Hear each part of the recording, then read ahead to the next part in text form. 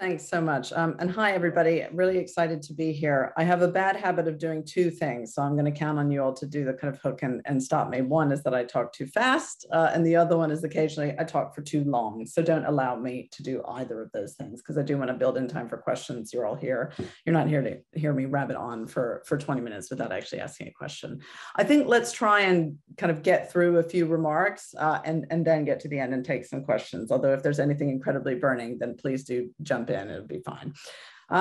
So my understanding of this audience is that y'all are not lawyers, but mostly, but that you are an international audience. So I'm going to kind of pitch this not as a kind of technical discussion about the law and start from the very beginning. So who are we? What's Foxglove?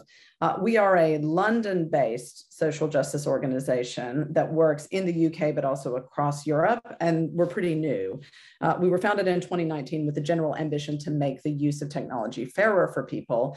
And the basic idea we had when we set up 2 years ago was that mass data and AI systems were a new form of power being exercised in all kinds of areas of social life to grade people and sort people, and that power was being exercised both by states and governments and by corporations. And we also just felt that the exercise of that power needed to be challenged, that it needed to be taken on in a confrontational way, and that legal cases could be an important part of that fight.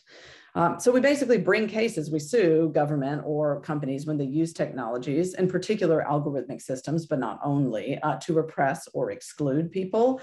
And I guess I'd also say that we're seeking to tackle the various ways that the sort of concentrated power of giant technology corporations, the Googles and the Facebooks and the Ubers of this world, have sort of upended our public square and our social life. So to give you an example, we're assisting workers at Facebook and in Uber to bring legal challenges testing their conditions of work, because of course these companies have innovated their way out of protections in labor law that people fought for decades to maintain. I'll talk a little bit more about the cases, but just to give you a couple of top line examples, Foxglove won the first case against an algorithmic system here in England and Wales, a visa algorithm.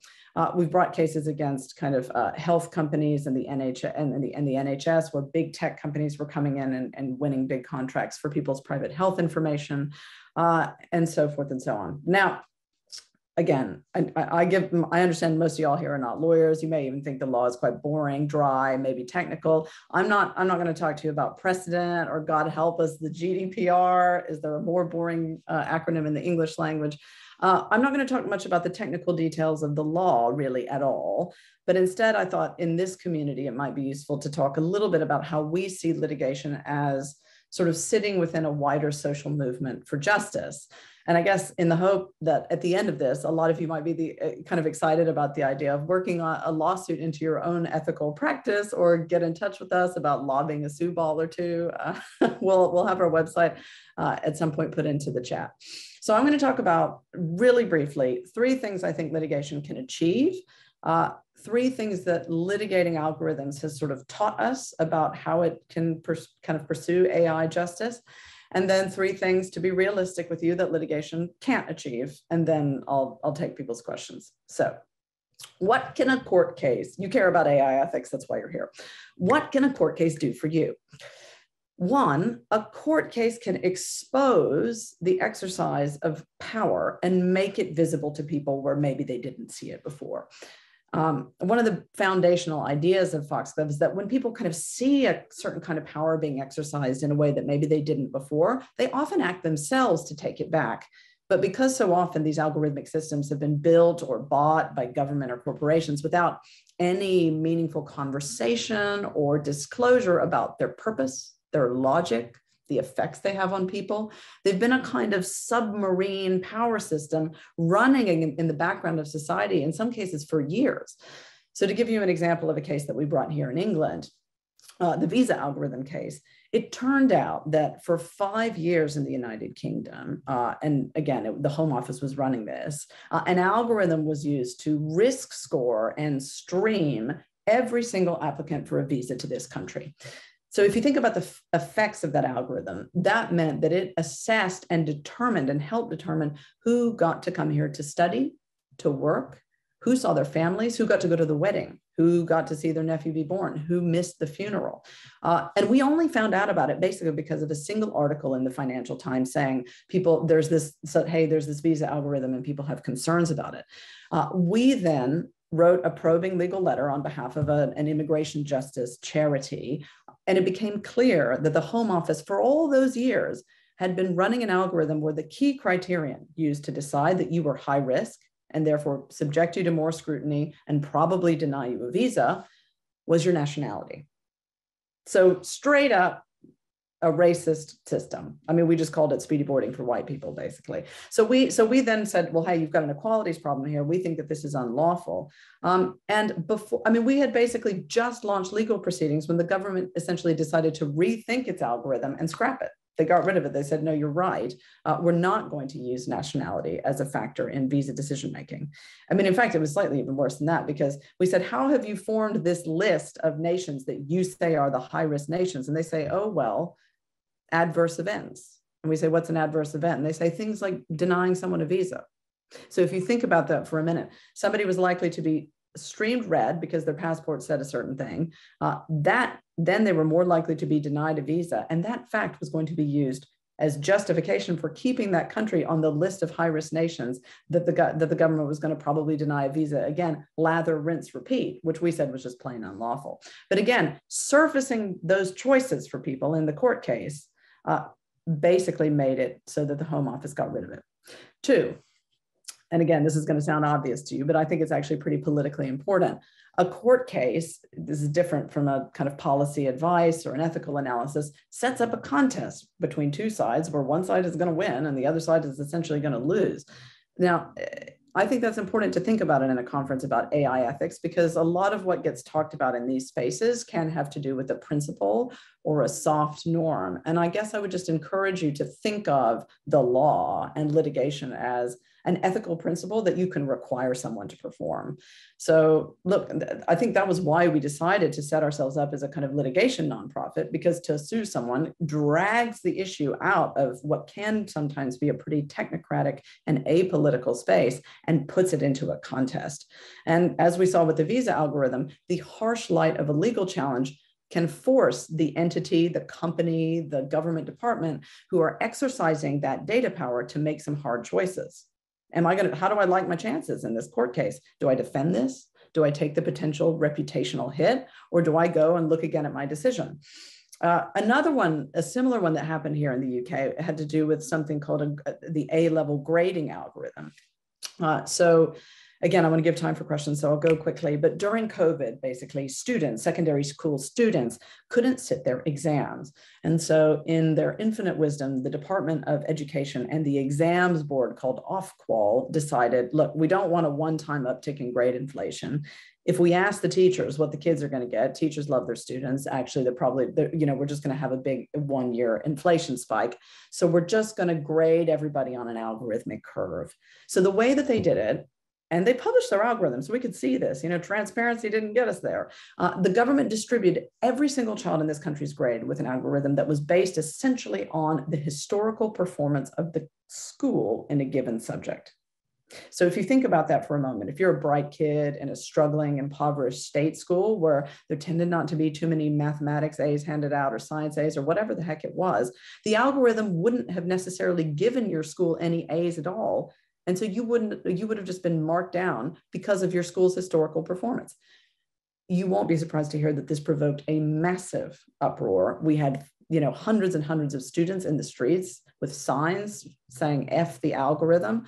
And a kid from Ealing, a bright kid from a comprehensive school, that's a state school, called Curtis Parfit Ford, rang us up about 2 days before the algorithm was published and said, I can't see how this is lawful. It didn't actually hurt him. He did very well out of it, but he was prepared to challenge it. And in 7 days, after announcing everybody's algorithmic grades and throwing all these kids' futures into chaos, university places were lost, apprenticeships, all kinds of placements basically lost because of this algorithmic grading. 7 days later, we're about to pile into court and the government just U-turns. Again, because we set up that contest between two sides and the government didn't like their chances. And then just to state the obvious, I mean, it can block the worst outcomes for vulnerable groups and the people who have until now really, I think, been at the really sharp end of these systems of power, these algorithmic systems. I think we live in a time that often seems pretty bleak. And I just want to offer just a few reasons for hope that I've seen come out of litigation, not just our cases, but other cases just in this year alone.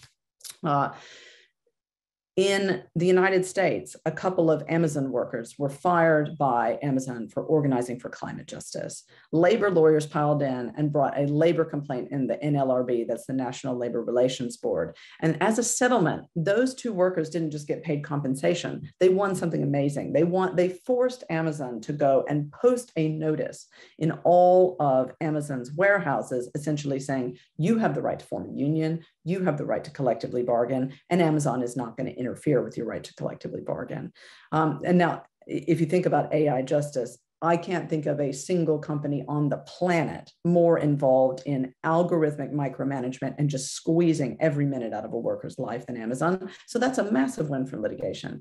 Here in the United Kingdom, some of our brave allies and partners, the App Drivers and Couriers Union, won in the Supreme Court something that Uber has been trying to get round in various countries for its entire existence, which was the drivers are your workers, right? The wheeze that Uber had for years and years and years was, oh, well, no, they're just kind of independent artisan contractors and we don't have to give them things like sick pay or minimum wage because actually they're these kind of artisan contractors. Hooray for the freedom that the app gives you. And actually after years of litigation, total tenacity by these guys, they won the right to worker status, affecting millions and millions and millions of precarious workers.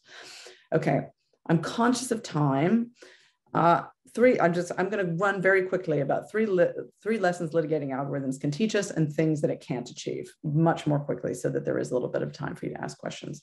One, don't make the secrecy of an algorithmic system. Don't make us pay the cost of it. You can and you should push the cost of opacity onto the person or the entity using the algorithm.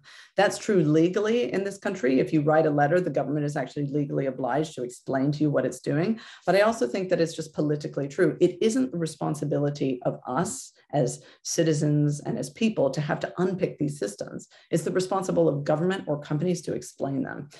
I'd say transparency is a start, but it's not a finish in this fight for justice. I think, and the debates around kind of bias in algorithms as well are actually only partial outcomes. Some of these systems are just rotten to the core. I think algorithmic grading was one of them, facial recognition is another, and they just need to be scrapped rather than kind of tinkered with at the edges.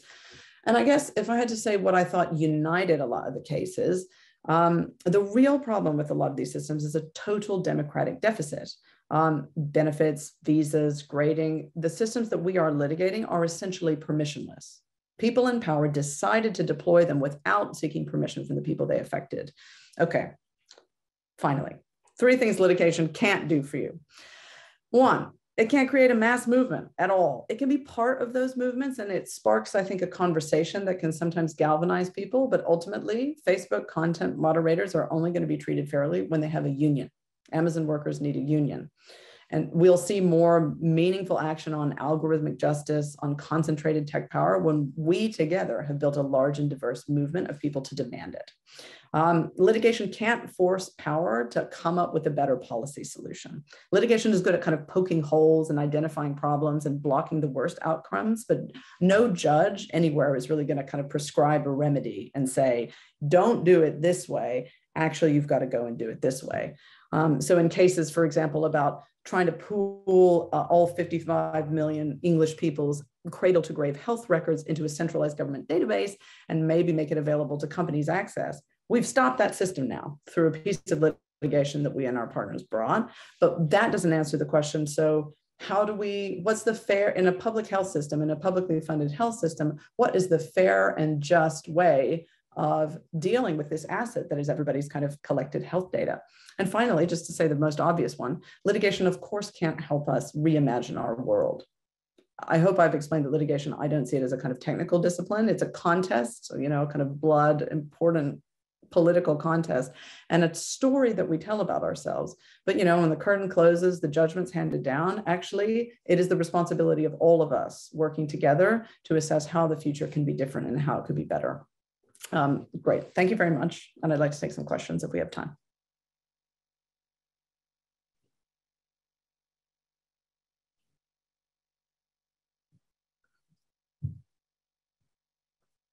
I'm just trying to see if there are any questions in the Q&A.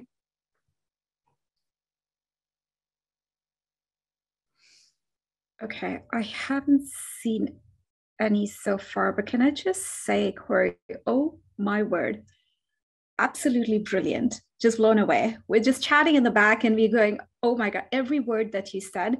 This is a very new field for so many of us. And to your point about, I'm trying to just, I'm having technical issues. Just bear with me for a second. That's okay. Okay, I'm good. There are actually two questions in now. One is, did we see the algorithms? I'm just going to take a couple. Is that okay? Perfect. Please go ahead. Yes. So we look into the algorithms under the hood and how do we fund our legal action? Okay, so I'll tell you, algorithms under the hood. So yes, actually. So in the grading algorithm, they published the thing, which was how it was clear that it was systematically classist, basically. And in the visa algorithm, through this process called the pre-action protocol, where you write a letter and say, I think y'all's is breaking the law, explain how this works. They're actually legally obliged in this country to give you some meaningful information about how the system operates. You should sort of think of it like FOI, freedom of information with teeth. And then somebody said, how are we funded? We're a nonprofit, so we are funded by foundations, which you can all see on our website, and kind of donations from the public. In this country, I don't know if this is too technical or boring, but anyway, in this country, what you often have to do is protect your party that you're helping to bring a case to court against the government coming for its cost risks. And so what we tend to do is crowdfund. Which is to say we ask ordinary people to pitch into a case that we think pursues an important social justice aim. So if you go to our website right now, you'll see that we're crowdfunding for a case we're bringing with the Greater Manchester Coalition of Disabled People about an algorithm that is used to assess benefit claims and flag people for fraud that looks to us like it is systemically ableist. So we basically just ask a load of people to chip in a $5 or a $10, and then we ask the court to limit the cost exposure of the people to that. But anyway, I'm happy to answer more questions about that. I'm just concerned that we are running out of time. Let's see what areas of law are most lacking when it comes to online equity. What areas of law are most lacking? I mean, I don't know if it's so much that the area of law is lacking, but so much as that the enforcement isn't always as good as it should be. So, I mean, the GDPR is often observed in the breach, to take one example. But I think, in a way, what I think it's for all of us to do is to try to read over some very old principles of law about transparency, equality, non-discrimination. You know, we don't need some newfangled AI law most of the time. Like the old law will actually do just as well. In a way, like I think that slightly feeds the tech narrative, like there's never been anything like this before and the existing laws are no good. That's not necessarily so, actually. Like it's perfectly good to say, for example, that Uber doesn't get to mistreat its workers, or Facebook can't put out an NDA that says a worker doesn't have a right to talk about their work. Let's see.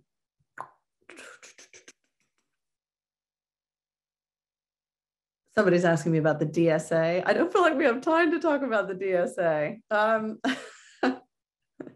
Oh, this could be an entire day session. I know, but we're now basically out of time. Fascinating. Yeah, it's I'm thinking about how can people reach out to you if they had more questions, because I think we'll gather up all these questions and send this to you. And if there are any, absolutely. Later. And I would encourage, I mean, the DSA, I mean, it kind of depends, doesn't it? It's still very much being slugged out. I think in general, I would like to say that I guess the kind of final takeaway point is it's really important that we not treat the power of the tech platforms as one that can be solved just with a couple of algorithm tweaks. These are human systems that require thousands and thousands of people to do the work. And I think there's going to be a real need to get to grips with much more aggressive competition law enforcement and probably employment law issues to really meaningfully make a difference in their overall power.